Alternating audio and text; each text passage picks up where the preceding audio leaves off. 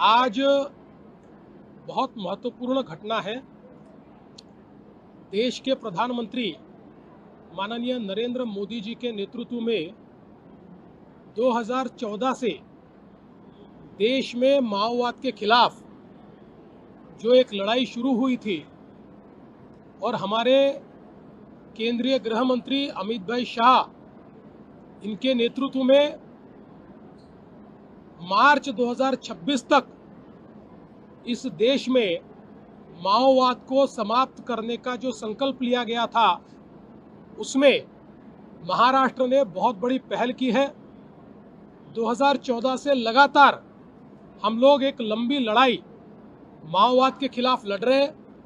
एक और गांव-गांव तक विकास पहुंचाकर लोगों में विश्वास जगाने का काम हमने किया है और साथ में हमारे पुलिस दल ने विशेष रूप से हमारी C60 ये जो यहाँ की बटालियन है हमारी पुलिस की, उन्होंने बहुत अच्छे तरीके से कार्रवाई कर डीप फॉरेस्ट में जाकर, सुदूर जंगलों में जाकर, बहुत ही डिफिकल्ट टेरेन में जाकर माओवादियों के साथ प्रत्यक्ष युद्ध करके उनको न्यूट्रलाइज करना, उनको अरेस्ट करना और उनको आत्मसमर्पण के लिए बाध्य करना, ऐसी एक लड़ाई चलाई और जिसके चलते बड़े पैमाने पर माओवादियों के ध्यान में आया कि जो स्वप्न लेकर वो माओवाद में शामिल हुए थे, वो स्वप्न समाप्त हो चुका है और अब भारत के संविधान ने जो व्यवस्था निर्माण की है,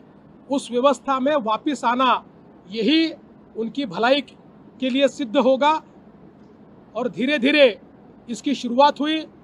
1 जनवरी को मैं यहाँ पर था और एक बड़े केडर तारक का इन्होंने आत्मसमर्पण किया और मैं ऐसा मानता हूँ कि वो भी एक मील का पत्थर साबित हुआ। और आज जो सोनू उर्फ भूपति इन्होंने आत्मसमर्पण किया है, उनके साथ 60 लोगों ने आत्मसमर्पण किया है।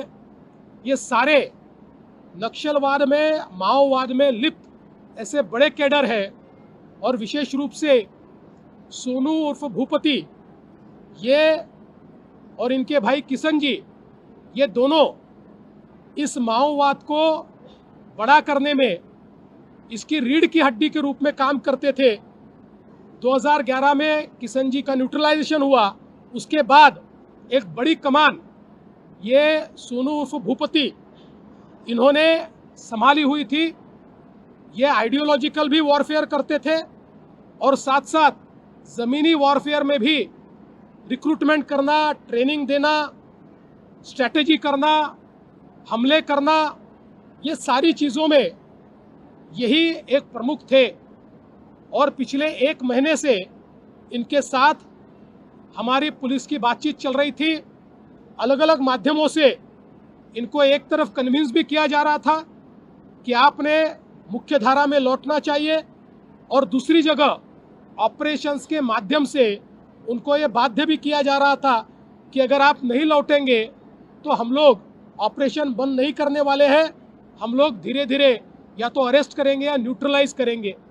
और जब इस परिस्थिति को उन्होंने समझा तो उन्होंने भी ये फैसला किया और प्रकट रूप से उन्होंने पूरे केडर में यह भूमिका ली कि हम लोगों ने युद्धबंदी करनी चाहिए और आत्मसमर्पण करना चाहिए।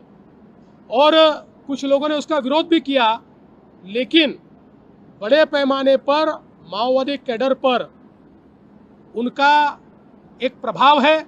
उन्होंने तैयार किए हुए सारे केडर है, इसलिए उनको समर्थन भी मिला और उन्होंने यह फैसला किया कि महाराष्ट्र की पुलिस के सामने 61 लोगों को लेकर मैं आत्मसमर्पण करूंगा। आज उन्होंने आत्मसमर्पण किया है। इससे माओवाद की रीढ़ की हड्डी आज टूट गई है। महाराष्ट्र में गढ़चिरौली में माओवाद समाप्त हो चुका है। केवल एक कंपनी 10 बची है, जिसमें केवल 8 से 10 लोग बचे हैं और हमको लगता है आने वाले दिनों में, चूंकि वो भी लीडरलेस है, कोई लीडर उनके पास नहीं है, छोटा केडर है, वो भी आने वाले दिनों में आत्मसमर्पण करेंगे या फिर हम लोग उनके ऊपर कार्रवाई करेंगे। तो मुझे लगता है कि जो गृह मंत्री जी ने, प्रधानमंत्री जी ने एक मियाद रखी थी, उससे बहुत पहले महाराष्ट्र की पुलिस ने सफलता के साथ ये कार्य किया है। और अब जो भी बातचीत उनके साथ हो रही है, उससे ये पता चलता है कि उनके आने के कारण बहुत बड़े पैमाने पर देश में, छत्तीसगढ़ हो, तेलंगाना हो, केडर अब आत्मसमर्पण करने के मूड में है। और आने वाले दिनों में बड़े पैमाने पर यह आत्मसमर्पण हमको देखने को मिलेगा। मैं ऐसा मानता हूं कि जिस प्रकार से भारत सरकार ने, प्रधानमंत्री जी है, गृह मंत्री जी है, MHA है, IB है, इन लोगों ने भी, और हमारे सेंट्रल फोर्सेस है, इन लोगों ने भी इसमें हमारी पुलिस को, हमारी इंटेलिजेंस को, हमारी C60 को मदद की है। मैं उनका भी आभार व्यक्त करता हूं। और एक बहुत अच्छा कार्य करने के लिए आज मैंने हमारे गढ़चिरौली पुलिस को 1 करोड़ रुपए का पुरस्कार जाहिर किया है। नहीं, देखिए, ऐसा है कि जो हमारी बातचीत उनसे चल रही थी, उस समय मुझे हमारे सारे वरिष्ठ अधिकारियों ने कहा कि वो ये चाहते हैं कि महाराष्ट्र में आके आपके सामने वो इस प्रकार से सरेंडर करे। तो मैंने उनको कहा कि आप उनको हाँ कहिए, अगर आवश्यकता पड़ी तो मैं जंगल भी आने को तैयार हूँ, क्योंकि इतना बड़ा केडर अगर आत्मसमर्पण करता है तो ये बड़ी बात है। लेकिन हमारे पुलिस ने उनको गढ़चिरौली में लाकर यहाँ पर उनका आत्मसमर्पण किया।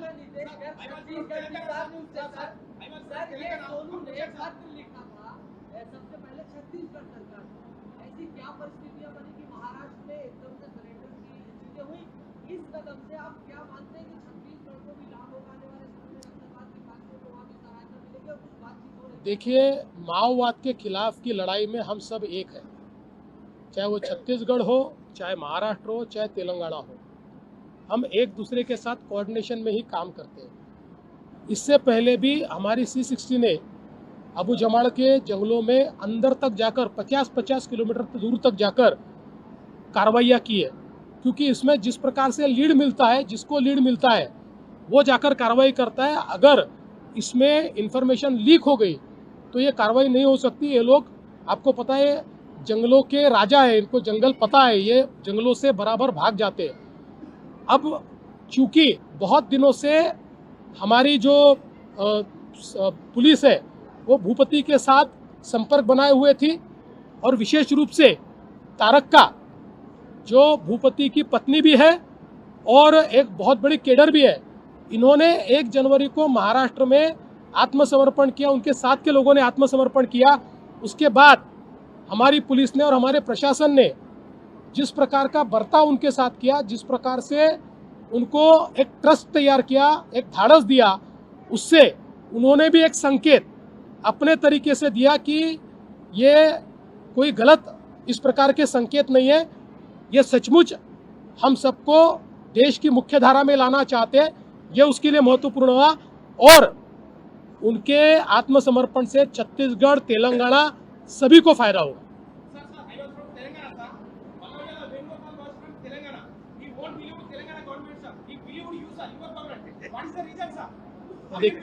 देखिए, मैं ऐसा कहता हूं कि ये कोई हमारे लिए कोई श्रेयवाद की लड़ाई नहीं है। मैं ऐसा कह सकता हूं, आपकी बात सही है, वो पेदापल्ली से है, इसलिए ओरिजिनली तेलंगाना से है, लेकिन इस सारे जंगल में जो पूरे केडर तैयार हुए उसमें उनका हाथ रहा है। और जैसा मैंने ये कहा कि लगातार हमारे सरकार की नीति इस संदर्भ में बहुत ही कंसिस्टेंट रही है। सबने देखा किस प्रकार से हमने माओवादियों का आत्मसमर्पण किया, किस प्रकार से उनको घर और नौकरियां दी, किस प्रकार से जो जो कबूल किया था वो उनको दिया। हमने समर्पित माओवादियों की शादियां लगाई, हमने उनको लॉयड स्टील जैसी कंपनी में नौकरी दी। आज 50-50 हज़ार रुपये की तनख्वाह पर वो नौकरी कर पा रहे। तो एक विश्वास उनके मन में तैयार हुआ कि ये केवल भाषण में देश की मुख्य धारा में लाने की बात नहीं करता है, महाराष्ट्र में देश की मुख्य धारा में लाने का काम हुआ है, और इसलिए वो लोग यहाँ आए। मैं ऐसा नहीं कहूँगा कि किसी सरकार के ऊपर उनका विश्वास नहीं इसलिए वो यहाँ आए। उनको ये पता था कि यहाँ आने के बाद एक अच्छा बर्ताव इससे पहले भी हुआ है और अब भी होगा।